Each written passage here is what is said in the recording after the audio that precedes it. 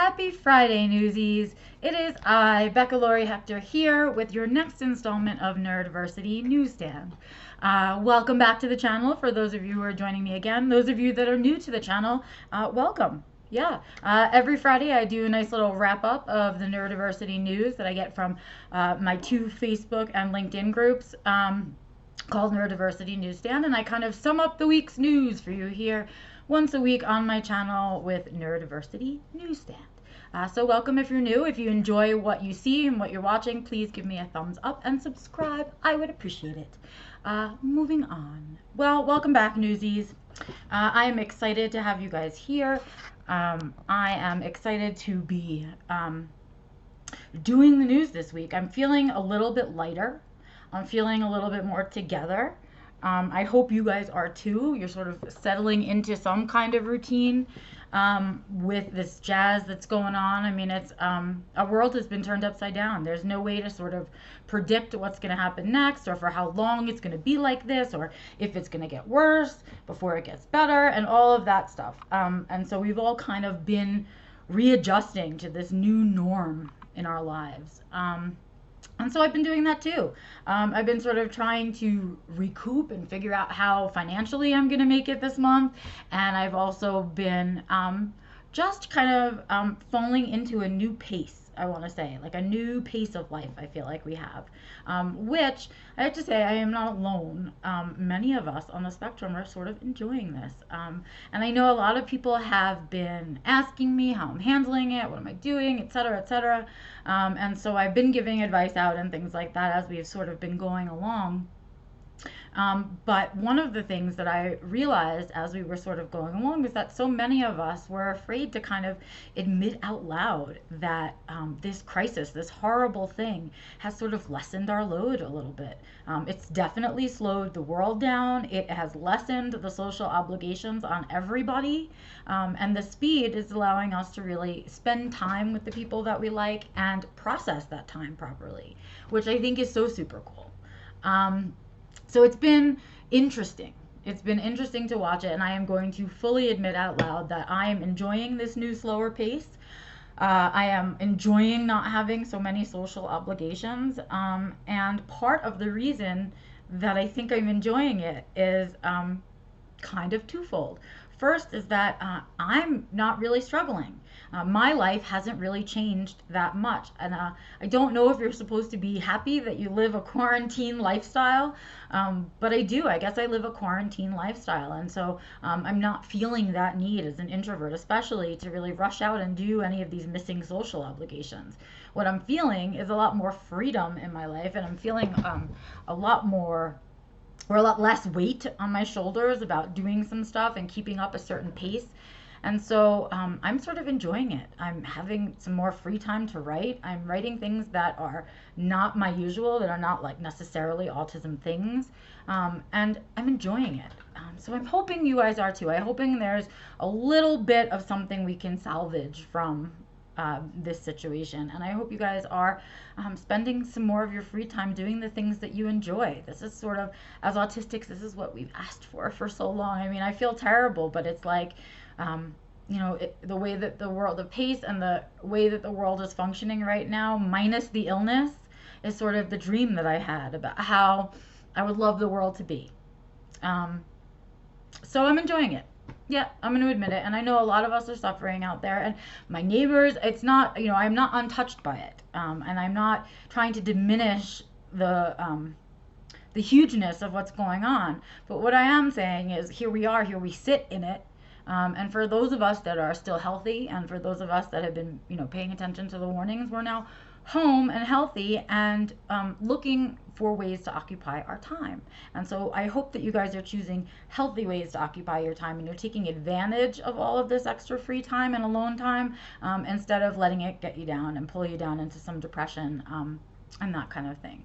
So those are my thoughts to you guys as this coronavirus is sort of taking over the world, but I don't want it to take over our lives. And so that is why I'm going to continue to do Neurodiversity Newsstand. Of course, we'll talk about the coronavirus because it's happening and we can't ignore it. It's part of the news. But I don't want to forget all the other stuff that's going on and the other things that we really talk about and are important to us in our community. And thus, right now. That was a beautiful segue, Self. We're going to segue into the news, the neurodiversity news that I've saved for you guys from this week. So, not a humongous news week, although what I am noticing is that we are having bigger stories and bigger information come out that under normal circumstances we all would be flipping out about, and we all would be talking about and sharing and all of that stuff. But so much COVID coverage is really kind of overlaying everything that's going on, and it's hard to kind of peel through all of it and see the stuff that is happening in your very specific community. And so that's what I'm going to share with you guys today, because those things are happening and they are important things, and it's important for us as a community to not get distracted by what's going on in the world today, and remember that when it passes, we'll be back on track to do the things we were fighting for. And with that, I bring you Greta. So in the Daily Mail this week, there is a story about Greta. She's talking about how she may have had or has or is just healing from, I don't remember exactly, the coronavirus. And so she had been in Switzerland with her dad, just the two of them had traveled, and they had come home and decided to self-quarantine. They did that because they were traveling and they didn't want to bring it home to the family, so they borrowed an apartment from a friend, and the two of them stayed there. Well, dad ends up getting the coronavirus and he gets very, very sick, whereas, although he was fine and he survived, Greta herself did not feel that sick, and so it was sort of a warning to everybody that to her it felt like a regular cold or a flu, and she wasn't even quite sure she was sick. So of course there's no confirmation that it was coronavirus and all of the testing and all of the things we know, but what's interesting is sort of to take away what she was pointing out is that she could be a carrier and not even really be thinking that she was a carrier, because she just didn't really feel as sick as the other people around her. And so I love that that was her message from the whole thing. I also love that she's continuing to do Friday strikes. I don't know if you guys have seen that she's continuing to do Friday climate strikes. She's moved it online and she's developed and accommodated all of the things that she needs to and being able to quarantine, but still keeping going with her mission. And so I thought that was another great thing to kind of mention as we talk about her. Moving on. In Forbes this week, there was a really great article by Nancy Doyle called "The World Needs Neurodiversity, Unusual Thinking for Unusual Times," or something like that. And it's really talking about why people who are neurodiverse might actually be better prepared for a crisis like this, and how our thinking patterns and the way that we look at a problem and come up with solutions it may actually be an advantage in these kinds of situations. So I love that she had put a positive spin on it. Some of us disagreed with some of the things that she said in particular in the article, and you know that's always going to be the case, I think, but that didn't take away the value of the entire article. So I would take a peek at that. Of course, that article and anything else that I talk about here on the show will be in the description at the end of the video, that you can go ahead and link to yourself and read the whole articles. Yeah.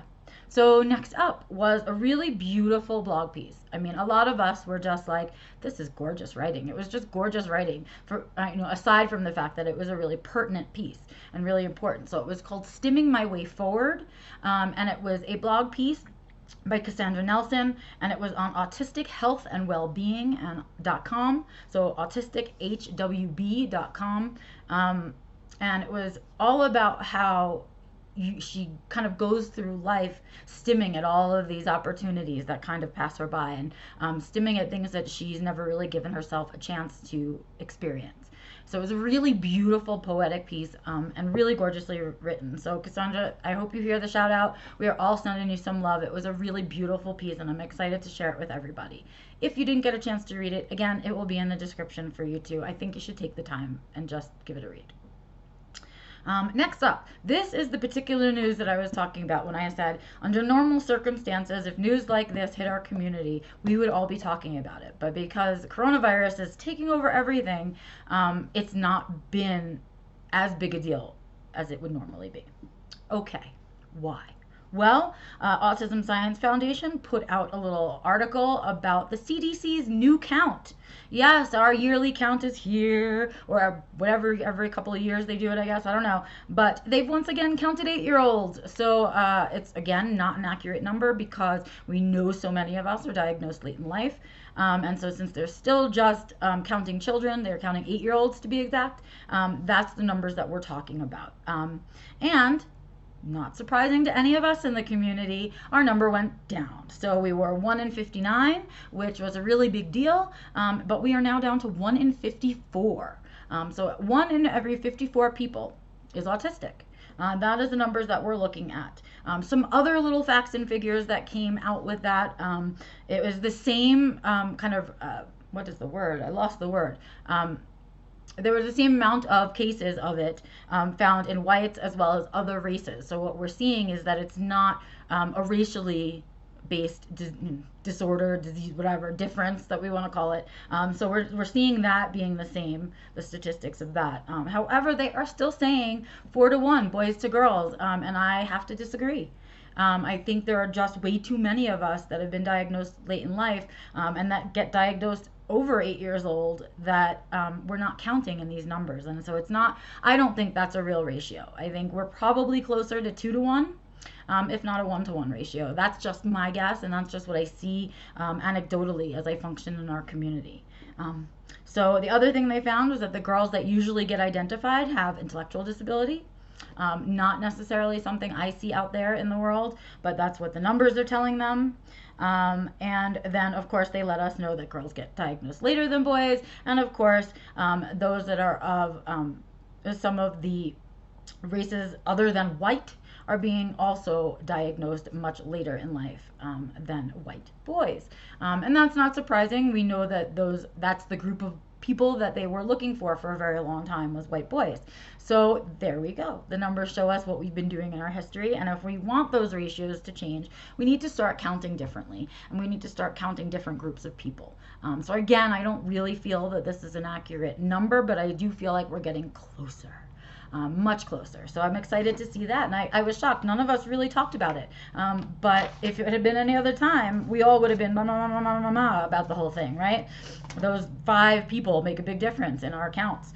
And so interesting, wanted to pass it along to you in case you missed it because you were like under the siege and wave of all of the corona crap. So that's going on. All right, I'm gonna move to a few lighter things right now. You know, I've been sort of on a soapbox about the documentary Crip Camp, which is out now on Netflix. I've shared you the trailer. I've talked about Judith Heumann a whole bunch. This is a documentary that was funded by the Obamas. They helped put it together, and all of the footage was collected, and they put together a documentary. And what they really were able to present in it is that the kind of what they were doing out of that camp was much more important than what they thought at the time, and it's been much more influential over the years than anyone had expected. So I myself am looking forward to watching it this weekend. I'm excited to have the time to do that, yay. And so I'm going to do that, but I also am going to be sharing with you guys a review in Time magazine where they talk about the documentary and all of the things that I've been telling you, and they've got great quotes and all of that stuff in it. So I would say read the review and then hop on over to Netflix and give it a watch, because I think it's part of our history, and we need to, as a disabled community, make sure that we know our history and we know where we came from and why we advocate in the first place, right? So I would say take a look at that. That's my big kind of push for you in this one. I know we all have free time, and that's part of the reason I want you to watch it. I don't know why I'm doing Oprah voice right now. But anyway, so please check out Crip Camp. I think you guys will really like it. I'm going to try and watch it this weekend. I will tell you next week what I think of it. Moving on. Oh, okay. Now we're in me time. We're going to talk about Becca for a little bit.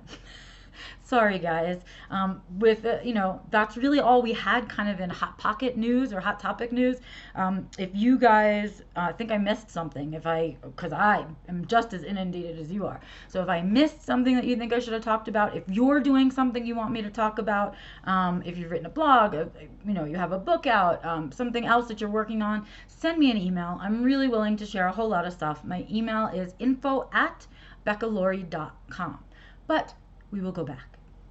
So let's talk about me, which makes me incredibly uncomfortable, but I'm going to talk about me anyway.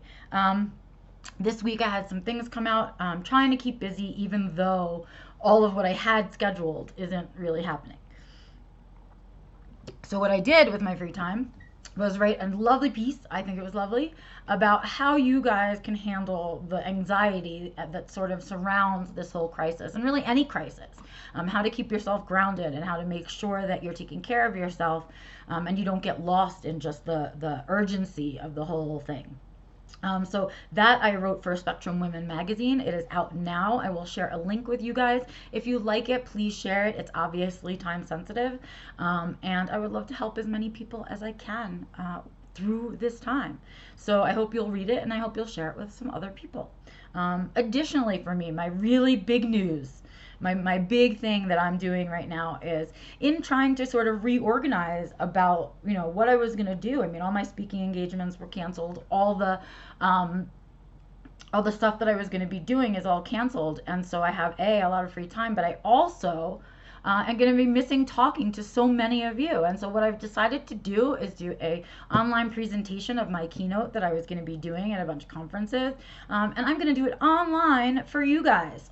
So save the date in your calendar, April 18th at 4 p.m. Mountain Standard Time, which is my time, Colorado time. I'm going to do an hour and a half webinar. I'm going to do an hour of the presentation, and then if you come to the presentation live, it will be a live half-hour Q&A following, and you can ask me whatever you want. It doesn't have to be about the presentation. Take advantage. You can ask me something about me. You can ask me a question about that you need. You can ask me for resources. Parents can ask me for advice. Professionals, I'll answer your questions. I'll give you my opinion. And so I want to be available to you guys. So what I hope you'll do is you'll go into the description of this video and you'll find the link to my webinar, and you'll go ahead and register. Again, it's April 18th at 4 p.m.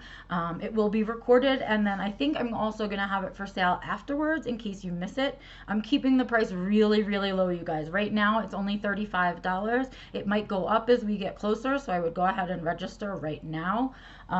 And I hope to see you guys there. I am going to talk about it all the time until it comes, because I would love for as many of you to see it as possible. In fact, I think I'm going to reach more of you guys than I would on the conference circuit, because so many of us don't even want to be going to conferences. We don't have the spoons to leave the house. And so this is a non-spoon way to see what it is that I talk about when I do my self-defined living presentation, and how I teach you guys to do what I did, which is to create a life you don't need a vacation from. So if you're interested in finding out how I did that, and interested in finding out how it can work for you, I hope you'll register for the webinar, which again will be linked in the description. And then the last little tidbit for me and what I'm up to and doing, as it's the end of March, my next installment of Asking Spectrum Women, which is a Q&A segment I do for the Spectrum Women magazine YouTube channel. And I do that once a month, and so April's video is coming up, and I need your questions. This is your opportunity to again have me answer a question that you'd specifically like answered by me. You can do one of two things. You can comment wherever you're seeing this video, or you can comment wherever you see that post, or you can email me directly at info@beccalaurie.com. Please send me your questions. If I don't get to them in April, I hang on to them, and I might use them the month after that. So I'll be giving you that link as well in the description. That's it. I mean, that's it for me, guys. It's supposed to be snowing this afternoon here, which will be some fun. Otherwise, I'm going to do a really laid-back weekend and settle more into this new speed. I have a piece I want to write. I'm reading 2 really good books that I want to finish. And of course, I want to watch Crip Camp. I already talked about that. So I have things, like I'm busy with things I'm enjoying to do, things I'm busy doing. Oh, speaking of, one thing I forgot to announce. Oh, how could I forget? As it's the end of March, I'm going to remind you guys that I do a newsletter once a month. It's fairly new. The first issue was out in March. Everybody seemed to really like it. And if you head over to my website, which is beccalaurie.com, you can sign up for the newsletter there. The next newsletter is coming out April 1st. It's already finished and scheduled. This month's theme is living authentically. And I hope you guys will sign up for that as well. It's just another way for me to communicate what it is that I do to you guys, and help you kind of thrive on this planet and get some quality of life instead of just surviving, knuckling it.